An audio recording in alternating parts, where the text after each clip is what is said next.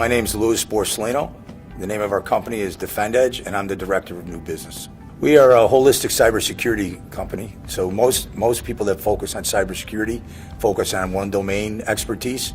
We're more of a holistic. We go in and evaluate, discover the vulnerabilities of a company, and then we'll do a cyber threat assessment, and after the assessment we'll put a plan together for remediation, and then show people how to move forward when it comes to technology. I have two challenges. One, being a salesman. I've never had to be a salesman in my life, right?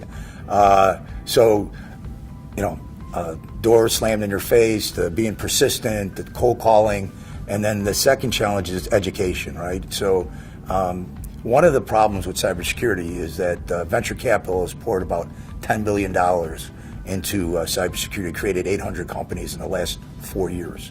So people that are in charge of security are getting inundated with calls and marketing, and when companies start, that's what they do, right? It's the people. You don't have to have the best technology. You have to have the best marketing team at times. That and educating our users to what's the best way to secure their networks. I would say that the best business advice I ever received in my career was that always be true to yourself. Be happy at what you're going to do, right? It's funny, at 60 years old, I am enjoying myself every day. I go to classes and kids are in their 20s, different ethnic backgrounds, computer people. These are people that, I used to employ when I was a trader or even when I had my healthcare company. And now I'm actually learning and educating myself to the way security works and the way computer works, the way the internet works. Most companies now are hybrid between on-prem and cloud. So you have to be able to, defend that whole network. So I think education, just be education, understand, even though if you're in the sales, you need to understand what your company does and how it does it. And the more effective salespeople will be the people who understand that.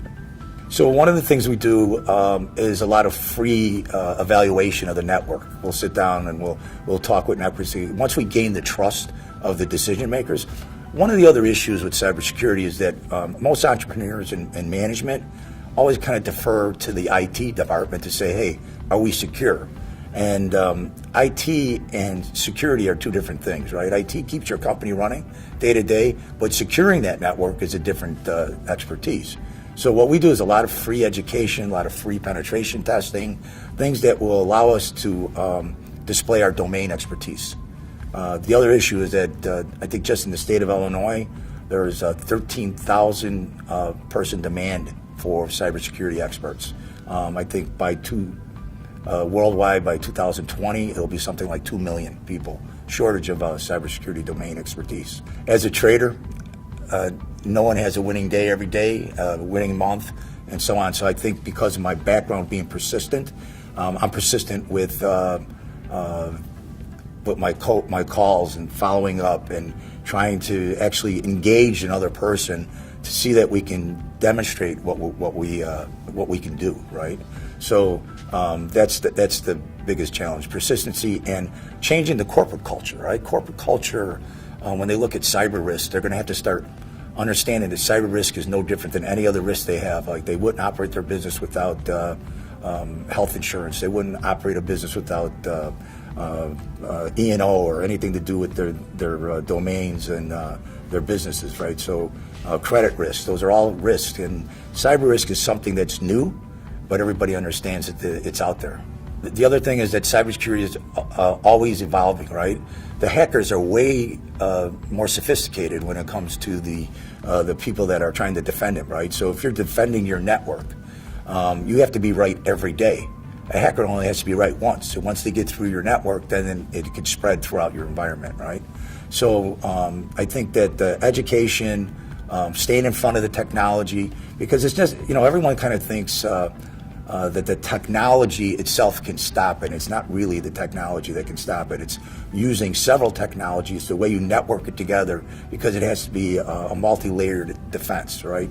So a lot of the biggest challenges we have are, we deal with a lot of network engineers. Engineers tend to have, they like to use what they're used to, right? They don't like surprises. 2 plus 2 has to equal 4 at all times. And so when we come in, we have to kind of change that culture and say, look, this is what we see. And since we have all different verticals, we're able to gather information. As we gather the information, we're able to then share without disclosing to each other, where they're vulnerable.